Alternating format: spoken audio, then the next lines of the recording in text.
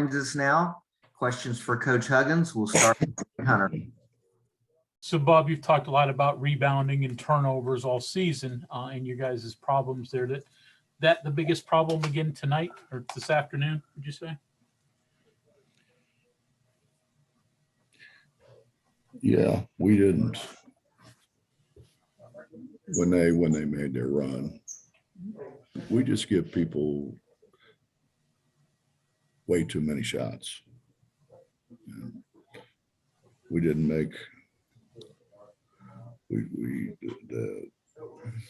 We scored it better around the goal. We spent 2 days trying to work at it and make sure we could score around the goal. We scored it around the goal a little bit, but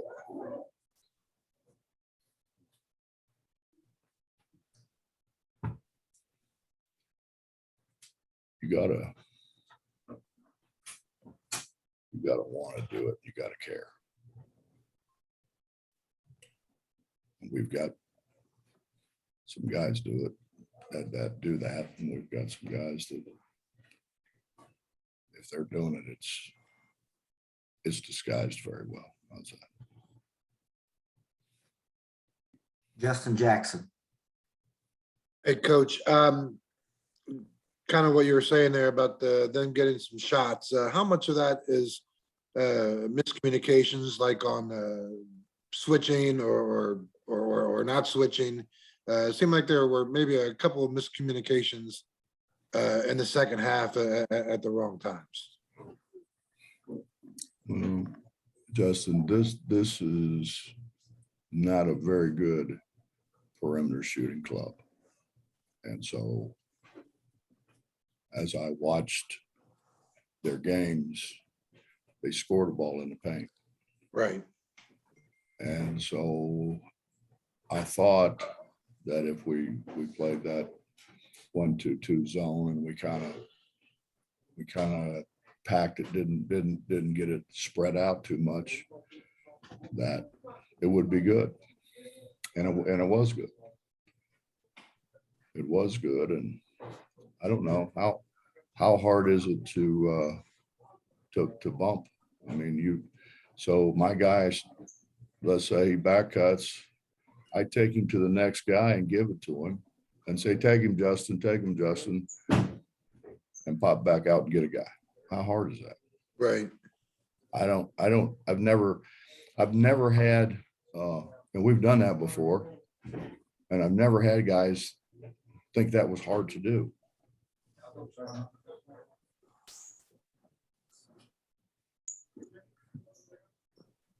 Questions for Coach Huggins, please raise your hand. Greg Carey.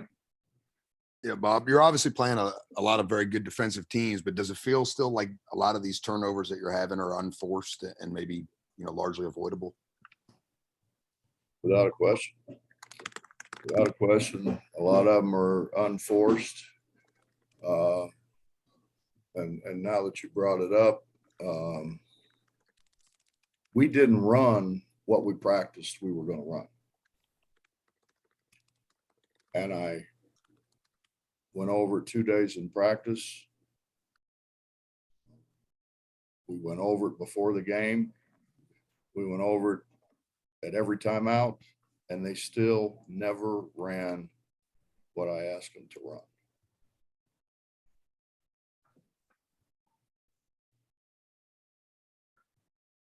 Bob Hertzel. Yeah, Bob, in trying to get that to happen and trying to get into the swing of things and a flow of a game, how difficult is it when it's 50 whistles that are blown? I'm not talking about the quality of the officiating or anything, but it started, when it started, you had 5 fouls 5 minutes into the game. It started from the first and ended at the last whistle. What does that do to the flow of the game and the way you try to play, especially with two teams that like to play defense? Well, any stoppage in play is going to destroy rhythm.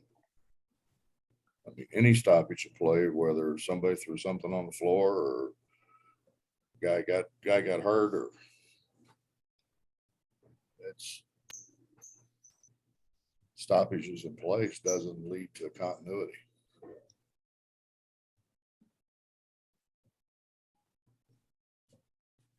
Justin Jackson.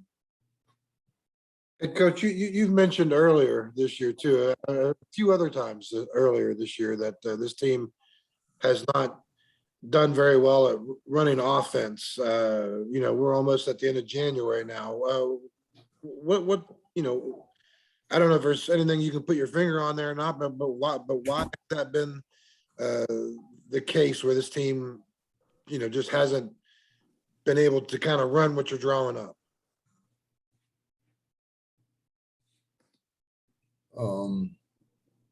Probably truth be known, Justin, I've given them too much rope. I've let them screw up. Tried to calmly try to fix it.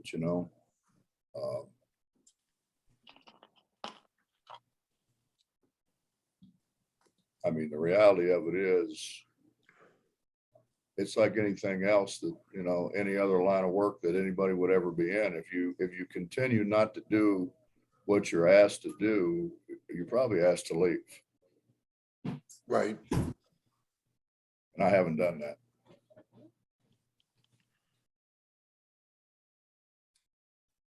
Mike Casaza. Hey, Bob, this might be similar, but I was wondering if we could rewind for a second. You said that kind of you weren't running what you had talked about running before the game, in practice, during the game. I'm just curious if I can get some detail on that. Is it calling plays and they're ignoring it or abandoning it or forgetting it? What's going on there? You just don't run it, Mike. I don't know how to say it any different than that. They just don't run what they're asked to run.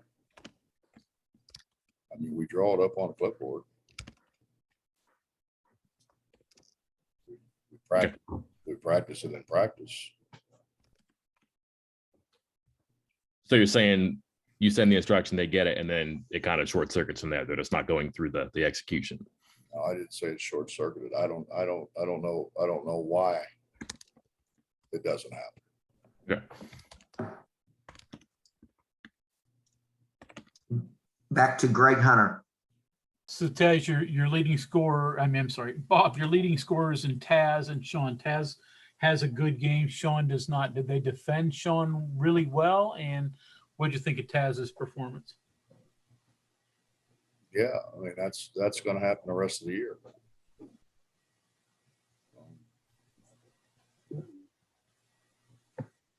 We put a not really a set, more of a motion kind of thing where we did a lot of screening for those two guys. No, I take that back. We were supposed to have a lot of screening for those guys. Didn't happen. What did you think of Taz? He had his best night since he had COVID. I think he forced a lot of things. I mean, he carried us, but I think in doing that, he forced some things that I'm not used to seeing him do.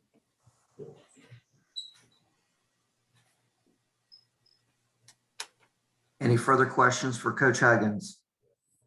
Coach, I believe we have one more from Justin Jackson. This will be our final question. Hey, Coach, it seemed like, these last three games, obviously two are against top 10 teams, another one against the top 20 team today, a couple of them on the road. How critical of a juncture is this? What was the message after the game, and what needs to be the message moving forward to, get away from obviously what's a tough spot right now? The message basically was, we're going to run, you're going to run what I tell you to run and what we practice, or you're going to come over and sit on the bench and watch. Short and sweet.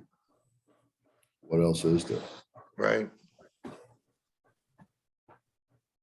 Okay, Coach Huggins, thank you. Yes, sir.